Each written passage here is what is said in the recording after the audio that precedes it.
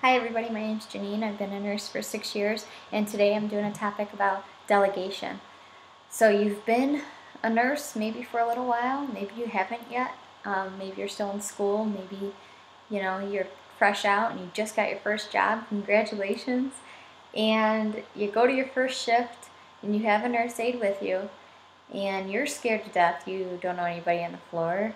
It's your first day. Say the aide's been there for 20 years. You're a little intimidated by your aide. That doesn't mean you shouldn't delegate. Don't take on everything yourself. Now, I can tell myself that I have a problem with delegation. I'm very bad at delegating. But I do it at, when I have to or whatever. I don't mind, doing the aide work. I really don't. I was an aide for a long time, so it doesn't bother me. But being in a position that I am, I don't only delegate to aides, I delegate to different nurses. And I do sometimes take on way too much. I, as a assistant nurse manager, am in charge of staffing, getting everything ready, and I'm responsible for every single nurse on that unit and every single patient underneath that RN. So it is a big responsibility, and what I always end up doing is being triage nurse and taking on way too much. So my advice to you is get to know your aide. Hi, Jamie, my name's Janine, and I am new to the unit, and I just want to introduce myself.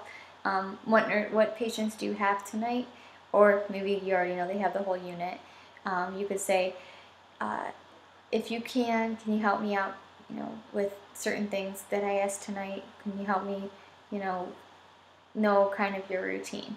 And some of them won't be very nice, and you just have to know that you're the new person here on the playground. So everybody needs to play nice. That's what I use that a lot at my job, is everybody needs to play nice.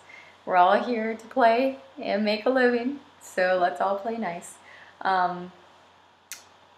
Certain things aides take pride in, and it might sound stupid to you, but they take pride in it, so be supportive of them. Don't take that away from them. If they want to do your patient's vitals, let them do your patient's vitals. They feel pride. They feel like they did something. So please don't say, "Oh, I'll do it," to think you're helping them out, unless they seem overwhelmed. And listen to your aide. If the aide comes to you and says, "Mr. So-and-so's blood pressure is 200 over 110, ask more questions. How is he acting towards you? Did he say he had a headache? Was he seeing spots? Is he different than yesterday?" And if you're in a long-term care facility, those aides know those patients better than most of the nurses do. So make sure you listen to your aide. Make them feel important. Ask them for help, but don't give them every single stupid thing to do.